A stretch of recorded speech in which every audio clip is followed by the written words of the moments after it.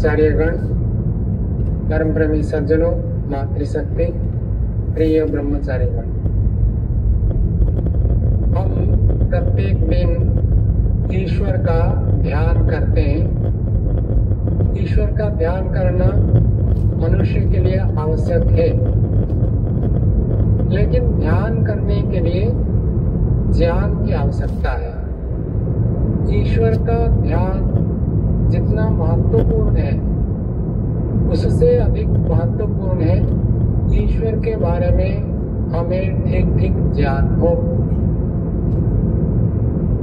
आप कहेंगे ईश्वर को तो हम जानते हैं, सभी जानते हैं, और ईश्वर का जो शुद्ध स्वरूप है वो हम जानते हैं। वेद में जैसे बताया गया है वैसे ही ईश्वर का स्वरूप जानते हैं, तो ज्ञान में तो कोई कमी नहीं है, आप ऐसे कह सकते हैं। लेकिन थोड़ा सा हम विचार करें, ईश्वर की सत्ता को हम मानते हैं, सत्ता को स्वीकार करते हैं, तो उसको थोड़ा व्यवहार के साथ घटाकर देखिए।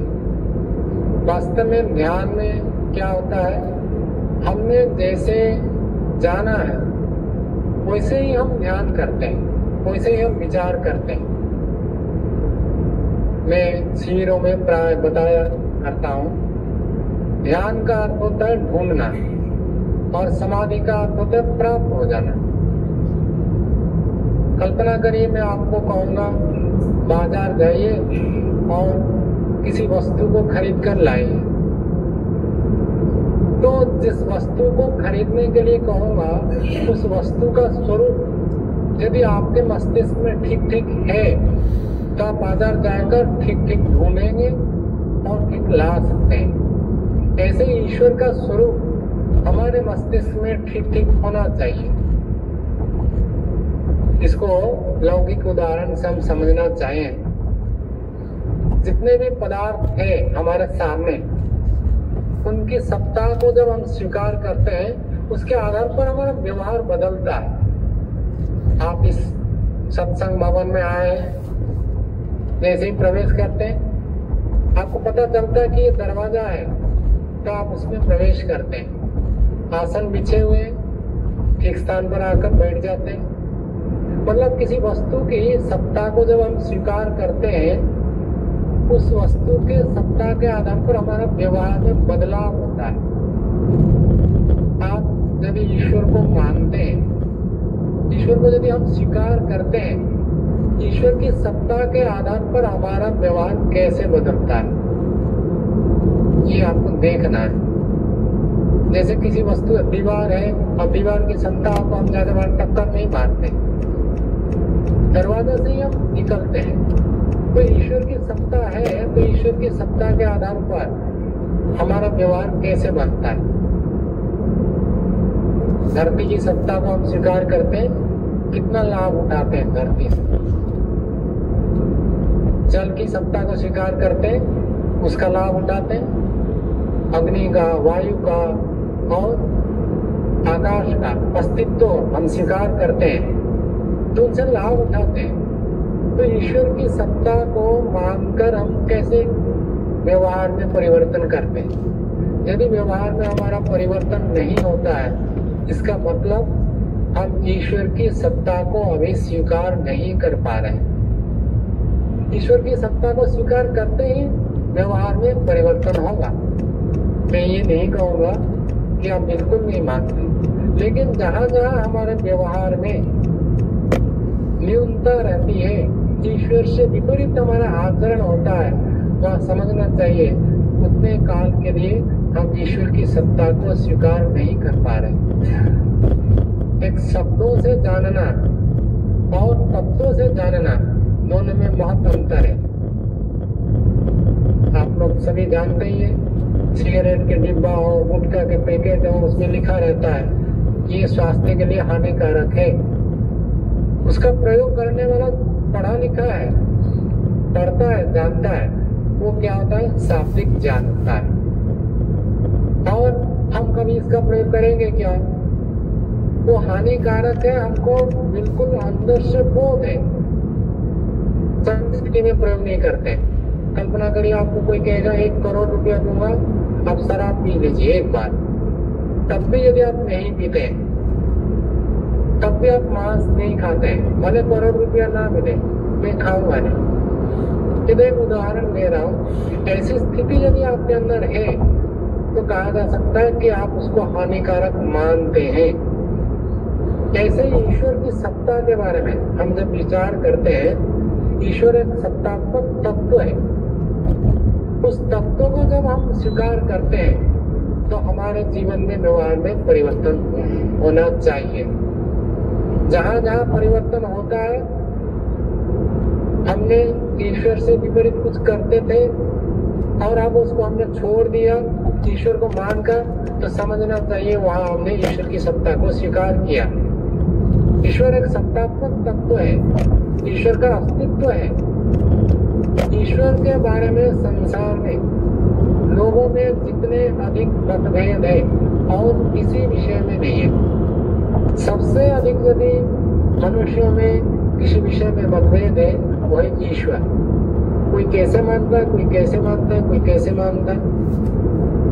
तो ईश्वर का वास्तविक अस्तित्व यदि हम स्वीकार करते हैं, ईश्वर के तत्वात्मक स्वरूप को यदि हम अनुभव करते हैं, तो उसके आधार पर हमारे जीवन में परिवर्तन होगा।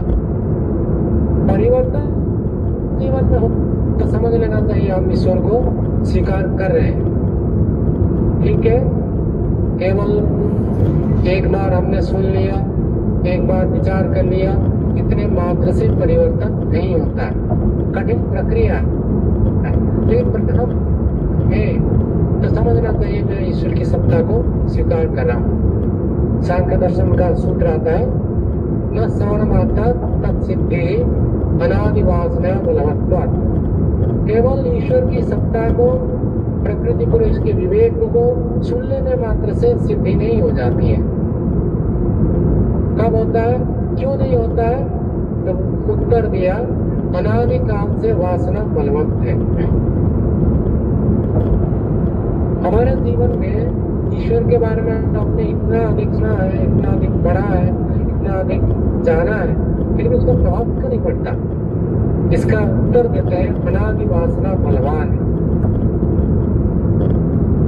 मनुष्य कहिए, प्राणी कहिए, जो इंद्रिय प्रत्यक्ष होता है, इंद्रियों से हम जिन चीजों को जानते हैं उनका प्रभाव बहुत अधिक होता है। आपने किसी चीज को आंखों से देखा, तब कहेंगे कि मैंने अपने आंखों से देखा हूं, उसको कभी मैं झूठ नहीं मान सकता। तो इंद्रियों से जिनका ज्ञान करते हैं उसका हमारे ऊपर बहुत अधिक प्रभाव रहता है, और ईश्वर इंद्रिय गोचर नहीं है, इसलिए हमारे ऊपर ईश्वर के ऊपर ईश्वर का प्रभाव कम पड़ता है। और भौतिक वस्तु इंद्रियों से जानते हैं, इनका प्रभाव अधिक होता है। यदि ईश्वर का ऐसे ही फिजिकल परफॉर्मेंस होता, मतलब भौतिक स्वरूप उसका होता, हम उसको इंद्रियों से जान लेते, उसके लिए तो व्यक्ति पुरुषार्थ कर लेता है। आप देखेंगे ईश्वर मानकर लोग क्या क्या करते हैं। अमरनाथ की यात्रा करेंगे और प्रत्येक वर्ष कुछ न कुछ लोग वहां मर जाते हैं। पूरी में जगन्नाथ रथ यात्रा होती है, वहां लोग जाते हैं, लाखों लोगों की भीड़ होती है और प्रत्येक वर्ष कुछ न कुछ लोग ऐसे मर जाते हैं, कुचल देते हैं लोग। इतनी भीड़ होती है, नियंत्रण से बाहर। यदि वास्तव में ईश्वर का ऐसे कोई भौतिक स्वरूप होता, उसको प्राप्त करने के लिए तो व्यक्ति मरने के लिए भी तैयार हो जाता है। वो सोचता वहां जाऊंगा तो ईश्वर मिलेगा, पुण्य होगा, ऐसे मान कर जाता है। लेकिन वेद क्या कहता है, तस्य योनि परिपश्यन्ति धीराः। ईश्वर का जो योनि है, ईश्वर का जो स्वरूप है, कारण है, उसको धीर लोग देखते हैं। भौतिक स्वरूप से जानने का प्रयत्न करना, इसके लिए कोई पढ़े लिखे होने की आवश्यकता नहीं है। परमात्मा ने आंखें दी है, मनुष्य भी देखते हैं, पशु पक्षी भी देख सकते हैं, तो उसके लिए विशेष बुद्धि की आवश्यकता नहीं है। लेकिन यदि आप स्वाध्यायशील हैं, आप जानेंगे सामान्य और विशेष को जानने के लिए बुद्धि की आवश्यकता है। वैशेषिक का सूत्र भी कहता है सामान्य विशेषम तो बुद्धि अपेक्षा। इस चीज को जानना, तो उसके लिए किसी में समानता है और क्या भिन्नता है उसके जानने के लिए बुद्धि की आवश्यकता है। ये इंद्रिय गोचर नहीं है। द्रव्य गुण कर्म इनको तो आप इंद्रियों से जान सकते हैं, लेकिन सामान्य विशेष संबंध इनको आपको इंद्रियों से नहीं जान सकते। इंद्रियों से ज्ञान करने के बाद बुद्धि का प्रयोग करना आवश्यक होता है, तब ज्ञान होता है। ईश्वर की सत्ता हमारे बुद्धि में, हमारे मस्तिष्क में शुद्ध में परिवर्तन होता है। ईश्वर एक सर्वव्यापक तत्व है। ईश्वर को हम सर्वव्यापक रूप में मानते हैं, लेकिन जैसे मैं आपको एक उदाहरण देता हूं, अन्य वस्तुओं की सत्ता से हमारे व्यवहार में भेद होता है। बहुत सारे उदाहरण आप देख सकते हैं। किसी भी वस्तु को मानते हैं तो उसके आधार पर आपका व्यवहार बदलता है। आपको गर्मी लगती है, पंखा का अस्तित्व है तो पंखे का प्रयोग करते उससे लाभ लेते हैं। ऐसे ईश्वर के जितने भी गुणकर्म स्वभाव हमने जाना है तो उसके आधार पर हम लाभ लेते हैं, तो ईश्वर की सत्ता को हम स्वीकार करते हैं। सामान्य एक उदाहरण देता हूँ। ईश्वर चेतन तत्व है और चेतन तत्व होने से हमारा व्यवहार बिल्कुल अलग हो जाता है। जड़ों के साथ हमारा व्यवहार अलग होता है, चेतनों के साथ हमारा व्यवहार बिल्कुल अलग होता है। आप देखिए, किसी आप मित्र के पास गए मिलने के लिए गए, अब वो है घर में लेकिन वो लेटा हुआ है, नींद में है, तो आपका प्रयोजन पूरा नहीं होगा। और वो क्रियाशील है, व्यवहार में है, तो आपका प्रयोजन पूरा होता है। और कल्पना करिए, उसी शरीर को हम देखते हैं जब मृत हो जाता है, मर जाता है व्यक्ति, शरीर वही है जिसके साथ हम व्यवहार करने के लिए गए थे, शरीर वही है। मृत शरीर में भी वही शरीर है, सोया हुआ भी वही शरीर है, जागृत अवस्था में है, व्यवहार में है, तब भी शरीर वही है। उसका जो भौतिक स्वरूप सामान्य रूप से हम देखते हैं, ये तो तीनों स्थिति में आपको बराबर मिला, लेकिन तीनों स्थिति में आपका व्यवहार बदल जाता है। मृत शरीर हो तो आप अलग व्यवहार करते हैं, सोया हुआ हो तो आप अलग व्यवहार करते हैं, आपके भावना में, आपके विचार में अलग प्रकार का प्रभाव पड़ता है। और वो जब जागृत है, व्यवहार करते हैं, तब आपके अंदर अलग प्रभाव पड़ता है, आप अलग व्यवहार करते हैं। तो ईश्वर का जो स्वरूप है, सर्वव्यापक तत्व हम कहते हैं, स्वीकार करते हैं, और वो एक चेतन है, तो हमारा व्यवहार में अंतर आना चाहिए। उदाहरण देने से स्पष्ट हो जाता है। कल्पना करिए, हम सब गुरुकुल में रहते हैं, विद्यार्थी है, विद्या का अध्ययन करते हैं। अब कल्पना करिए 4 बजे आपको थोड़ी नींद आ रही और शरीर थका हुआ लगता है, घंटी लग गई, सब लोग उठ गए, और कल्पना करिए उस समय आप सोना चाहते हैं और किसी ने आकर कह दिया कि आज मंत्र पाठ में आचार्य जी आए हैं, तो आप सोएंगे या उठ जाएंगे? तो आचार्य जी की उपस्थिति मात्र से आपका व्यवहार में परिवर्तन हो जाता है। जब ये आप आचार्य जी है तो आप सोएंगे नहीं, आलस से लग रहा है, थका हुआ लग रहा है, उठने की इच्छा नहीं हो रही है, थकान है शरीर में, फिर भी कहेंगे नहीं नहीं आज तो उठ जाता हूं, और आप सीधा मंत्र पाठ में पहुंच जाएंगे। ऐसे ही आप देखेंगे आचार्य जी खड़े हैं, व्यायाम कर रहे हैं सभी लोग, आप भी व्यायाम करेंगे। भोजन में हम पहुंचते हैं, यदि हम देखते हैं कि आज भोजन आचार्य जी हमारे साथ बैठकर करेंगे, तो आप तुरंत पहुंच जाएंगे, 1 मिनट में विलंब नहीं करेंगे। मतलब एक चेतन सत्ता को जब आप स्वीकार करते हैं, उसके आधार पर हमारा व्यवहार बदल जाता है। प्राय करके लोग यही प्रश्न उठाते हैं, ईश्वर को मानने से फायदा क्या है, लाभ क्या होगा?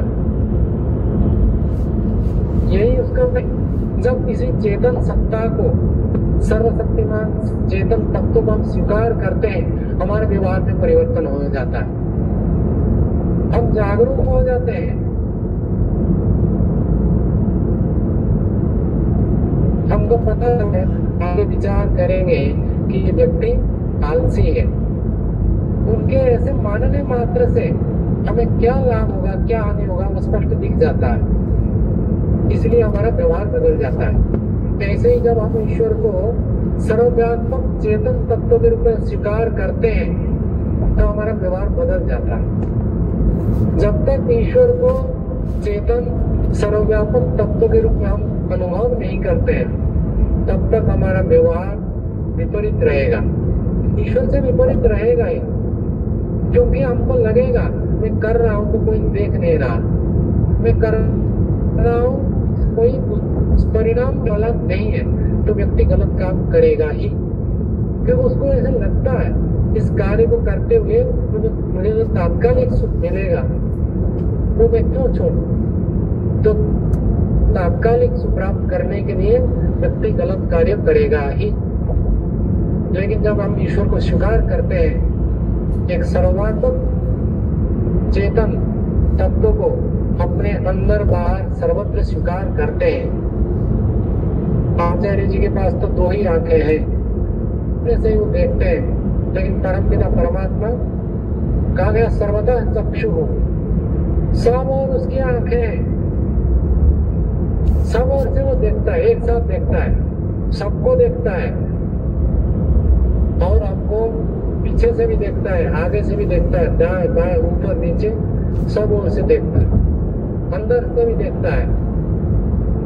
मनुष्य बाहर के गतिविधि, बाहर के कार्यों को देख सकता है, और हम कुछ बोले तो उसको सुनकर कुछ जान सकता है, अनुमान कर सकता है, लेकिन ईश्वर हमारे भावनाओं को जानते हैं, हमारे विचारों को भी समझते हैं। तो जब हम ईश्वर को ऐसे एक सर्वव्यापक चेतन तत्व के रूप में स्वीकार करते हैं, हमारा व्यवहार शीघ्र ही परिवर्तन हो जाता है। व्यक्ति को कहना नहीं पड़ेगा कि आप 4 बजे जागो, वो स्वतः ही 4 बजे जागेगा। कोई रोगी हो तो अलग बात है, लेकिन जब व्यक्ति को पता चलता है कि ईश्वर का नियम है, जो प्रातःकाल 4 बजे जागता है, उसकी शारीरिक उन्नति, उसकी मानसिक उन्नति, उसकी बौद्धिक उन्नति, उसकी आध्यात्मिक उन्नति होती है, और ये निश्चित है, जागने पर ही मिलेगा, बिना जगह नहीं मिलेगा। ईश्वर अपने नियम को कभी तोड़ता नहीं है, तो उस व्यक्ति को कहना नहीं पड़ेगा कि आप 4 बजे जाग जाओ, उस व्यक्ति को कहना नहीं पड़ेगा आप व्यायाम करो। उसको समझ में आ गया कि ईश्वर एक चेतन तत्व है, ईश्वर ने ऐसी व्यवस्था बनाई है कि मैं व्यायाम करूंगा तभी मुझे ईश्वर उत्तम स्वास्थ्य प्रदान करेंगे, यदि व्यायाम नहीं करूंगा ईश्वर उत्तम स्वास्थ्य प्रदान करेंगे नहीं, उनका नियम है, न्यायकारी है। तो उस व्यक्ति को कहना नहीं पड़ेगा कि आप सुबह व्यायाम करो, उस व्यक्ति को कहना नहीं पड़ेगा कि आप संस्कृत में बोलने का अभ्यास करो, उसको पता है संस्कृत ईश्वरीय वेद वाणी की भाषा है, वेद संस्कृत में है। वो व्यक्ति स्वयं ही सोचेगा मुझे ईश्वर से प्रेम करना है, तो ईश्वर प्रदत्त वाणी समझना होगा। जिसकी जितनी योग्यता है, सामर्थ्य है, प्रयत्न करना हमारा हाथ में है। ऐसे नहीं कि सबकी एक समान योग्यता हो जाएगी, लेकिन वो प्रयत्न जरूर करेगा। ईश्वर को मानते हैं, ईश्वर को स्वीकार करते हैं, और ईश्वर क्या फल देता है, परिणाम हमारा स्पष्ट है, तो हम निश्चित रूप से उस प्रकार का प्रयत्न करेंगे। जो बुद्धि को बढ़ाना चाहता है, ईश्वर उसकी बुद्धि को बढ़ाता है। हम प्रयत्न करेंगे तो निश्चित रूप से ईश्वर हमारी बुद्धि को बढ़ाएगा। जी हमको तो स्मरण नहीं होता है, हमारी योग्यता नहीं है, क्षमता नहीं है, ये सब बहाना है। अब प्रयत्न तो करिए, ठीक है, आप पूरा नहीं कर सकते, जितना कर सकते उतना तो करें। 70 साल की आयु तक आप अपनी योग्यता को बढ़ा सकते हैं, धीरे धीरे व्यक्ति बढ़ा सकता है। ऐसे नहीं कि मैं कुछ कर नहीं सकता, योग्यता को, बौद्धिक विकास को, शारीरिक स्वास्थ्य को उन्नत करने की क्षमता 70 साल तक होती है। और कोई सक्रिय है तो उसका आगे भी कर सकता है, लेकिन परमात्मा की व्यवस्था है। हम अपनी बौद्धिक क्षमता को, हम अपनी शारीरिक योग्यता को, अपनी वाचनिक योग्यता को बढ़ा सकते हैं। तो जो व्यक्ति ईश्वर को सर्वव्यापक चेतन तत्व के रूप में स्वीकार करता है, वो कभी आलसी नहीं हो सकता है, वो कभी प्रमादी नहीं हो सकता है, वो कभी ईश्वर के विपरीत आचरण नहीं कर सकता है। हम क्रोध करते हैं तो उतने काल के लिए हम भूल जाते हैं कि एक सर्वव्यापक चेतन सत्ता मुझे देख रहा है और इस क्रोध का परिणाम, इस क्रोध का दंड मुझे मिलेगा। हम भूल जाते हैं, भूल करते हैं। जिस समय सत्संग में होते अच्छी मति बनी रहती, वो तो ठीक बात है, लेकिन जब भी हम क्रोध करते हैं, जब भी हम झूठ बोलते हैं, जब भी हम आदत से प्रमाद करते हैं, जब भी हम अशुद्ध आचरण करते हैं, समझ लेना उस समय हम नास्तिकता को स्वीकार करते हैं।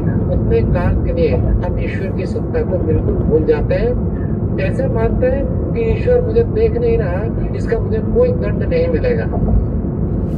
आप रोड में जा रहे हैं, रेड लाइट है और आगे ट्रैफिक पुलिस खड़ा है, उसके पास वाहन है, तो आप पार करके जाएंगे तो पकड़ जाएंगे और दंड मिलेगा। जितनी जल्दी के लिए आप प्रयत्न करें उससे कई गुना देर हो जाएगी, तो आप रेड लाइट को तोड़ेंगे नहीं। ऐसे जीवन में जब हम रेड लाइट तोड़ते हैं तो समझ लेना उस समय हम ट्रैफिक पुलिस खड़ा है, उसको देख नहीं पा रहे, हम तोड़ते जाते हैं और पकड़े जाएंगे, जुर्माना लगेगा। लोग कहते हैं विदेश में तो वहाँ ऊपर ही सब यंत्र लगे हुए हैं, रेड लाइट तोड़ते हैं, गति अधिक करते हैं, सीट बेल्ट नहीं बांधते, तो ये सब सीधा सीधा कंप्यूटर से उनके काम बिल आ जाते हैं कि आपको इतने जुर्माना भरना है। नहीं भरेंगे तो आपने गाड़ी ही बंद कर देंगे। तो उनका दंड दिखता है तो रुक जाते हैं। हमको यदि दंड दिखेगा तो हम भी रुक जाएंगे। तो हम अपने जीवन में, व्यवहार में ऐसे समझना है कि ईश्वर की सत्ता को हम जब स्वीकार करते हैं, मेरे व्यवहार में कहाँ भेद आ रहा है। यदि ईश्वर के अनुकूल ही हम दिन भर आचरण करते हैं तो समझ लेना हम ईश्वर की सत्ता को ठीक ठीक स्वीकार करते हैं। लेकिन उसके विपरीत यदि हम कभी भी करते हैं, ईश्वर की आज्ञा को भंग करते हैं, चाहे जानबूझकर भंग करते हैं, चाहे संस्कारों के कारण से भंग करते हैं, दोनों ही स्थिति में समझना है हम ईश्वर को भूल जाते हैं। करना क्या है, इसको धीरे धीरे हमको अभ्यास करना है। इसी का नाम ईश्वर प्रणिधान है। ईश्वर मुझे सतत देख रहे हैं, जान रहे हैं, सुन रहे हैं, ऐसे अनुभूति बनाना, इसी को ईश्वर प्रणिधान कहा जाता है। जब आपको लगेगा, कल्पना करिए आचार्य जी आपके कमरे में रहे तो आपका व्यवहार में कैसे होगा? कल्पना करके देखिए, आपके साथ आचार्य जी रहे तो आप कैसे व्यवहार करेंगे, कैसे बैठेंगे, कैसे उठेंगे, कैसे बोलेंगे, दूसरों के साथ कैसे व्यवहार करेंगे। आपके खाना पीना, रहना, बैठना, उठना सब आमूलचूल परिवर्तन हो जाएगा। जैसा आचार्य जी को आप सन्निधि प्राप्त करने पर आपके जीवन में, आपकी दिनचर्या में, आपके व्यवहार में परिवर्तन हो जाता है, ऐसे ही यदि आप सर्वव्यापक चेतन सत्ता ईश्वर को मानते हैं, आपके जीवन में आमूलचूल परिवर्तन होना चाहिए। नहीं हो रहा है मतलब अभी ईश्वर की सत्ता को स्वीकार करने में हमारे में कमी है, न्यूनता है। उस न्यूनता को हटाना है। जितने देर तक आप विचार करेंगे ये रहेगा। ईश्वर बौद्धिक विषय है। बुद्धि के द्वारा हम उसके स्वरूप को जान सकते हैं, इंद्रियों के द्वारा जान नहीं सकते, कभी नहीं जान सकते। आंखों से देखने की भावना छोड़ देने, अब आंखों से हम कभी भी ईश्वर को देख नहीं सकते, आंखों कान से सुन नहीं सकते, चख नहीं सकते, छू नहीं सकते, सूंघ नहीं सकते। ईश्वर का ऐसा स्वरूप है ही नहीं। ईश्वर को जानना है, चेतन तत्व को जानना है तो आपको बुद्धि का प्रयोग करना पड़ेगा। और उसी में वो प्रिय लगता है। छप्पन ब्राह्मण में कहा परोक्ष प्रिय ही देवा, देवता लोग परोक्ष में प्रिय आचरण करते हैं। जो परोक्ष पदार्थ है वो उनको अच्छा लगता है। प्रत्यक्ष ये खाना पीना भोगना इंद्रियों के विषय से प्रत्यक्ष द्वेषा, प्रत्यक्ष सुख जो मिलता है इंद्रियों के द्वारा जो मिलता है उससे तो वो द्वेष करते हैं, मतलब अप्रीति का भाव रखते हैं। द्वेष का मतलब ऐसे नहीं अविद्यापूर्वक, वो उससे अप्रीति रखते हैं। ये प्रात्यक्षिक सुख जो है इंद्रियों से जो सुख मिलता है उसमें वो प्रीति नहीं रखते, अप्रीति रखते हैं। और जो परोक्ष है आंतरिक सुख है, अंतःकरण से सुख मिलता है, ईश्वर का सुख मिलता है, चेतन पदार्थों का जो सुख है उसमें वो प्रीति रखते हैं, उनमें उनको प्रिय लगता है, वो सब वस्तु उनको बहुत प्रिय लगते हैं। तो हमें ईश्वर को जानना है तो आपको ऐसे विचार करना पड़ेगा कि एक तत्व जो चेतन के रूप में है और सब जगह व्यापक है, ऐसे अनुभव करना पड़ेगा।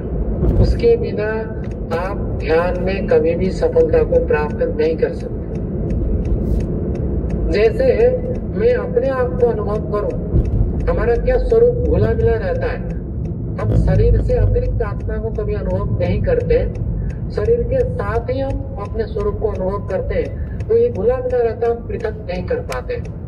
लेकिन वैचारिक स्तर पर जब आप विचार करेंगे, मैंने आपको उदाहरण दिया मृत शरीर, सोया हुआ व्यक्ति का शरीर और व्यवहार काल में प्रवृत्त होता हुआ व्यक्ति का शरीर, तीनों का भेद का आपको विचार करना पड़ेगा।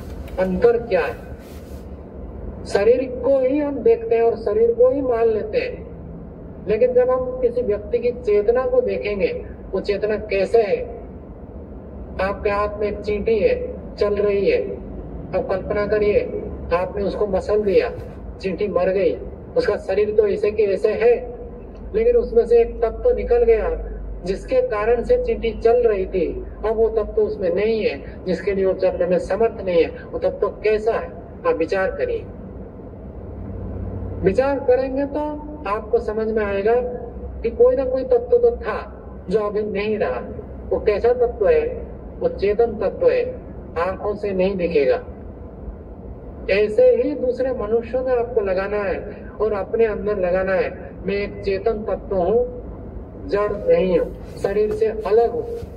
जब किसी चेतना को आप अनुभव करेंगे, मनुष्यों में अन्य प्राणियों में चेतना को अनुभव करेंगे, और वो चेतना में रूप रहित अनुभव करना है। चींटी से जो चेतन तत्व निकल गया उसका कोई रंग रूप आकार प्रकार नहीं है, लेकिन तत्व है। कैसा तत्व है?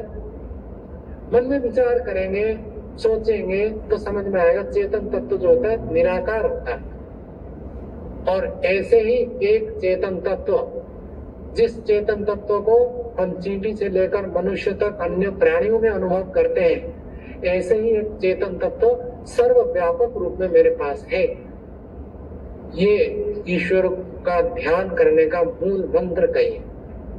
जब आप एक चेतन तत्व को अपने चारों ओर अनुभव करेंगे, अपने अंदर अनुभव करेंगे, बाहर अनुभव करेंगे, तभी आपका ध्यान सही लगेगा।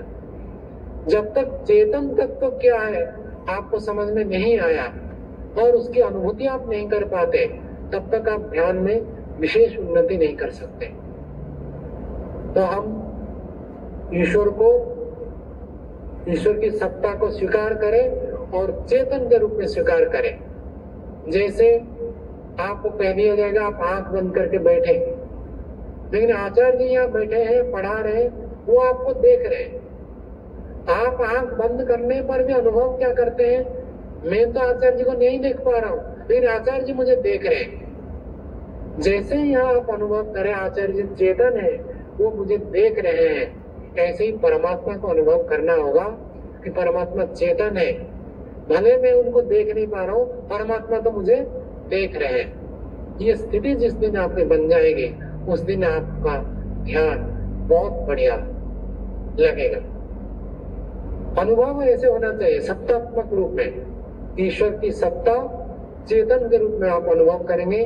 मेरे चारों ओर एक चेतन तत्व विराजमान है जो मुझे हर क्षण देख रहा है, जान रहा है, सुन रहा है। जैसे आप सत्संग में बैठते हैं, बहुत ही शिष्टता से बैठते हैं, भद्रता से बैठते हैं, ऐसे आप शरीर से यहाँ सत्संग में बहुत सुंदर रूप से बैठते हैं, शिष्टता भद्रता रहती है। ऐसे ही उपासना में, ध्यान में आप जब बैठेंगे, एक चेतन तत्व को अपने चारों ओर विराजमान समझेंगे, मन से आप शिष्ट हो जाएंगे, मन से आप भद्र हो जाएंगे, मन से प्रभु की अनुभूति करेंगे और मन से अन्य विचारों को रोकने में समर्थ हो जाएंगे। तो हम परमात्मा को एक चेतन सर्वव्यापक तत्व के रूप में अपने चारों ओर अनुभव करें। ये ध्यान के लिए बहुत उपयोगी है। समय के अनुसार यहीं पर विराम दें।